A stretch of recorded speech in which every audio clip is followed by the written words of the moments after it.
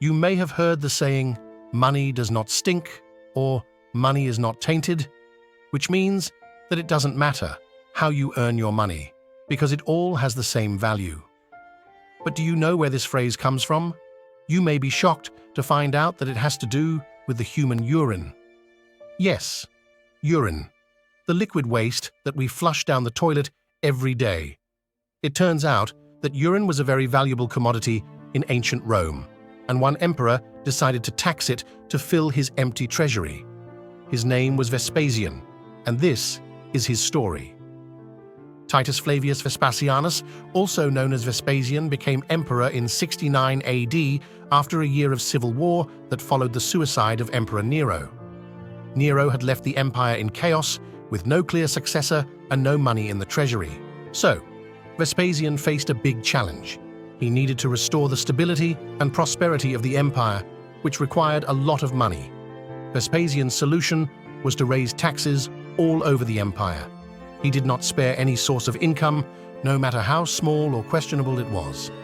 He taxed everything from food to prostitution, from imports to exports, from temples to brothels. But he was still not satisfied, so he introduced new and unusual and perhaps shocking taxes.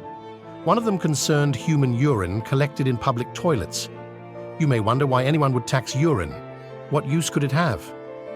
Well, urine had many uses in ancient Rome. It was often used to wash clothes. This is because urine contains a substance that turns into ammonia after a day or so. Ammonia is a great cleaning agent and can remove dirt and grease from dirty Roman togas and make white colors whiter and bright colors brighter. But that wasn't the only use for the human urine. It was also used by tanners to produce leather. They would soak animal raw leather in it to remove fur and to soften it. Urine also had uses in the textile industry, such as bleaching wool, but the most surprising use of urine was in dentistry. Many Romans used urine to whiten their teeth and make makeshift toothpaste, a practice that was common in many cultures around the world. So urine was a hot commodity in ancient Rome. It was collected from public toilets located throughout Rome's sewer system. The urine would be poured into large vats and then sold to fullers, tanners, and other users. Historians are not sure whether the tax was only paid by the buyers or whether it was also paid by the sellers or the collectors. But this is not important for our story, so let's return to it. The tax was very profitable because urine was in high demand and abundant supply. But not everyone was happy about it. Vespasian's eldest son and future emperor Titus was one of them. He thought the tax was disgusting and shameful. According to Roman historians, when Titus complained to his father, Vespasian asked him to smell a bunch of coins and tell him whether they stank.